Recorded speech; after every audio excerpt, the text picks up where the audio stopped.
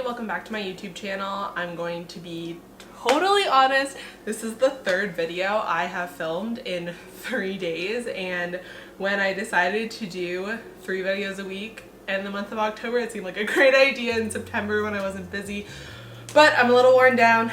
But we are here for another Halloween video, and today's video is going to be adult party food.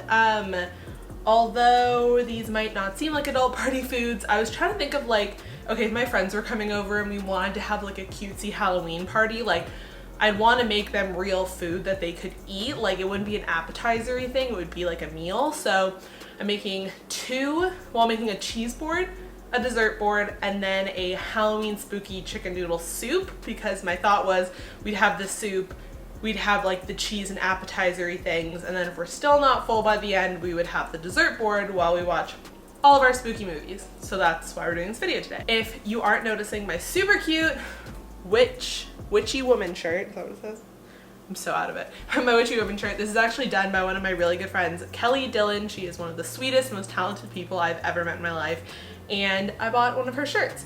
So for this giveaway, I'm going to give away whatever shirt you want off of Kelly's Etsy website. So I'm going to link that down below along with all of Kelly's handles. So if you want to win one of Kelly's shirts, then just go over to my Instagram, click on this picture where I'm wearing this shirt. All the rules will be down below. I'm done blabbering. Let's get into the soup. I didn't say this in my intro, but subscribe if you aren't already. I'm going to talk you through the prep work I did before this moment to get to this moment for this soup. I think if you want to make this, just make sure that you have like 2 days to prep the stuff. Although I'll probably like the night before be able to prep. The first thing for this soup is making our bat noodles. When I picked this recipe, I honestly thought that you could buy black bow tie noodles, and I was like, oh, this will be so easy, but this was actually pretty easy. So I'm going to talk you through what I did last night. I don't have any video of it, but I'm sure you can imagine me trying to dye something with black food dye. It was a little bit of a mess. I'm surprised my hands are not black. What I did was I took a box of just regular bow tie pasta. I boiled it for like 7 to 8 minutes until it was like al dente, so it wasn't all the way cooked. And then I rinsed it in cold water and then threw it in a bag with a bunch of black food dye. I'll link the food dye that I use down below, but that is what this bag of black is. The next thing I did right before now is I prepared the chicken. So the recipe says that you can use like a rotisserie chicken, but I wasn't gonna make that big of a batch because I'm only making this for like me and my roommate instead of a big like group of people. And so what I just did is I boiled some water and put some salt and garlic in it, and then once it was boiling, I threw a chicken breast in there and boiled that for 12 minutes. I probably boiled the chicken a little, like not enough. I'd recommend probably 15, but I boiled the chicken breast and then I removed it after it was done, put it in a bowl and just shredded it with 2 forks. Again, mine ended up being a little bit pink, so I'd recommend doing it for 15 minutes if you are using this method. You can also throw 2 or 3 chicken breasts, as many as you need, but just make sure you're cooking for the right amount of time. And that is how we got our chicken for our chicken noodle soup. The next thing that also really took me into this recipe were these really cute pumpkin shaped carrots. And this process was probably the most frustrating or the most frightening. So what I did was I had 3 carrots and all I did was cut them so they were like 3 to 4 inches and pretty much the same diameter, that's the word, the same diameter, and peeled them. And then once they were all peeled, I made a slit down the top about 1/4 of an inch apart. I'm going to do a terrible job explaining this, but hopefully you can see it from the video. So I made 2 slits at the top of the carrot about 1/4 of an inch apart, and then I sliced in on the sides of those cuts. So this part was probably the most challenging to be able to make the cuts meet. So just be really super careful when you're doing these cuts, but once you get the hang of it, by the 3rd carrot, I figured it out and I did it no problem, no worry. And then all I did was like peel down the sides a little bit to make them a little more like round instead of so like harsh with the cut of the knife. And yeah, I think once you get the hang of it, they're easy, but they do look really intimidating in the beginning, but I just have a little bowl of those. And then last thing I did was cut some celery just for chicken noodle soup sake. These are just regular pieces of celery, nothing special. I think they maybe look like spines, like for like bones, I don't know. trying to make everything super Halloween-y. Now we're to the assembly part. So I think all of this can be prepped either the morning of your party or the night before your party and just kept in the fridge, and then the assembly can happen like an hour before your guests get there. So what I'm gonna do is I'm gonna pour, since I am making a smaller batch, one of these containers of soup is actually 4 cups. So I'm gonna pour probably like half of this into a pot and just put it on high and start to boil some chicken broth. So I brought you over to my sink because while that broth is boiling, we're going to rinse our bat pasta. You're gonna wanna rinse your pasta in cold water and basically rinse it until the water runs clear so that there's no seeping into your soup. Not sure if you can hear it, but the broth is boiling. And what I'm gonna do first is add the chicken. Because my chicken was slightly underdone, I want it to cook more while it's in the broth. And I'm gonna turn this down to like just above a medium now that it's boiling. Because I want my carrots and stuff to be soft, I'm actually gonna add those in as well. So I'm just gonna add, probably didn't need that many carrots in this tiny bowl, oh well. And then I'm gonna add my celery. I'm actually gonna add more broth because I added way too many carrots. Our soup is still boiling. I added a little bit of garlic, Italian seasoning, and oregano just to give it a little more flavor. Again, because I'm not following a full-fledged like soup recipe, I'm basically just using broth, chicken, carrots, and celery. I wanted to give it a little more. So add whatever spices you like to this super simple like soup recipe. I wanted to show you that although these sat in dye for so long, they didn't completely become black. So just be aware that they may, I don't know, you can see these. Some of them were like better than others. Just something to keep in mind. You know what, I'm having a lot more fun filming this than I thought I would. Caitlin and Sadie are at training right now.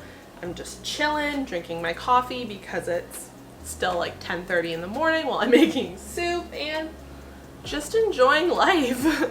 Most of the way through this video and I just now figured out how to adjust the auto exposure on my camera. Cute. If this isn't obvious already, I'm not a food blogger. I am not Nerdy Nummies. Just like I wasn't Laura DIY in the DIY videos. This is me trying things, hoping that you would want to try them as well. The amount that I'm cooking this is until the celery is like soup texture. I don't know if that's relatable to anyone else, but celery doesn't really taste like celery once you cook it down. It just, I don't know, like I don't even know how to describe it. So I've just been kind of like testing pieces of celery in there to see how much longer it needs to be cooked for. Now I have a bowl with some pasta in it and I'm actually just gonna, this is still kind of cooking, but my roommate's gonna be home soon with her dog and I need to clean up my camera setup. So we're going to try, so very professional food blogger here. This is what it looks like. I don't want to spill it. Should I tilt you? Steaming hot. It is really cute, I think. It is definitely, the bats are definitely turning my water black. So keep that in mind. Your bats may turn your water black, but yeah, I think overall it's really cute. I'm gonna let it sit for a sec so it's not as hot. Okay, the actual soup is good, like the broth, although it's literally just chicken broth. And yeah, I think this is really more for the aesthetic. I think it looks really cute. It's gonna taste like chicken noodle soup. Yeah, it tastes like chicken noodle soup. It good. I don't know what else to say. Okay, we are in my parents' kitchen and we're going to be doing the dessert board first. So I have a camera set up, so we're gonna do like an overhead shot so you can see how I'm laying everything out. Most of this stuff, I have some Trader Joe's JoJo's and then a plethora of candy, and I'm doing it on a small wooden circular board that I got from Target like probably a few years ago. So you can just use whatever you want. I'm going circular because I'm using this pumpkin as the centerpiece. Let's just see how we do it. Hello everybody, voiceover Katie here, and I'm gonna just talk you through what I'm doing, although it seems like a lot of this is probably really self-explanatory, but I wanted to talk you through kind of the thought process behind my boards. I'm not a professional, but I wish I was. I wish I was that cheese board girl on TikTok, but what I'm doing is I'm basically centering everything around this pumpkin in the middle that is not edible. And I used some pumpkin like shaped and colored JoJo's, and then put these cornucopia chocolates from Trader Joe's on the top, which actually were so good. And I'm using these because these are kind of my bigger pieces, so I wanted to put them down first. And then from there, I'm just really filling in with the candy that I got. I definitely had way too much like small stuff. I wish I had bigger pieces to go in this, but I used candy corn and then these like pumpkin candy things. I don't know what they're called. And then also these Reese's Ghosts. I wanted to make sure I got like something lighter because a lot of the candy is kind of dark. You can tell I really overthought the color palette of my candy board, but just filling in because the ghosts are a little bit bigger. And then from there, I have these caramels that I really wanted to use, but they weren't that cute. So I just started to cut them and just kind of place them randomly around. And then my camera ran out of battery, but here's what it ended up looking like.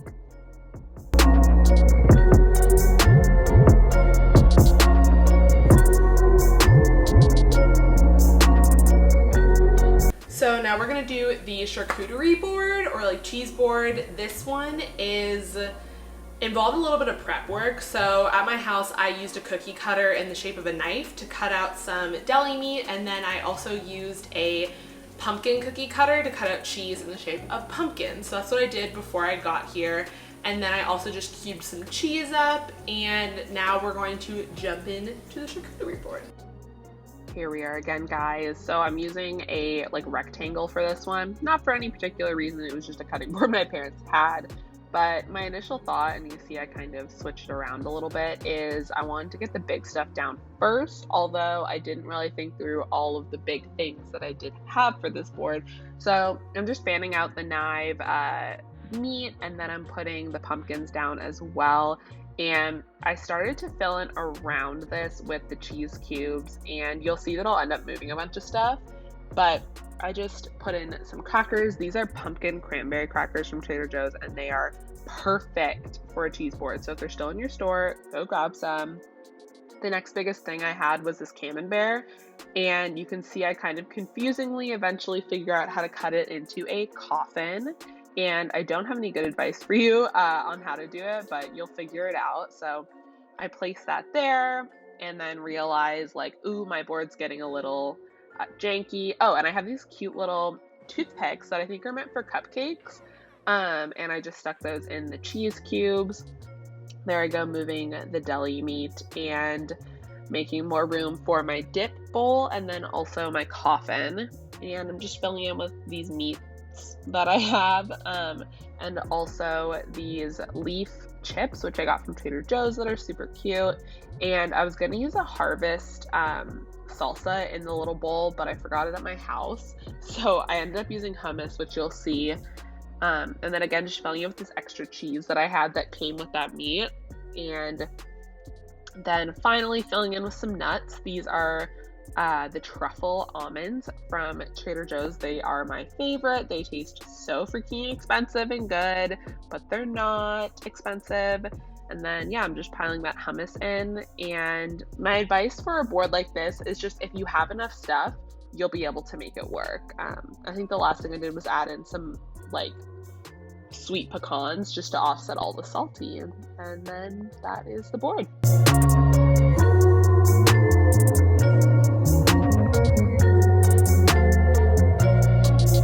So now I finished my charcuterie board. I think it turned out really cute. My favorite is probably the coffin camembert, although it doesn't have as much of a like main character vibe on this tray, just the way I did it. But I think they both turned out really cute, and they were super easy and didn't involve that much ingredients and also not that much prep. So I think this would be great for any party that you're hosting. So that brings us to the end of our video. Thank you so much for watching. Don't forget to enter the giveaway to win a Kelly Dillon t-shirt. Subscribe if you aren't already, and I'll see you guys in the next video.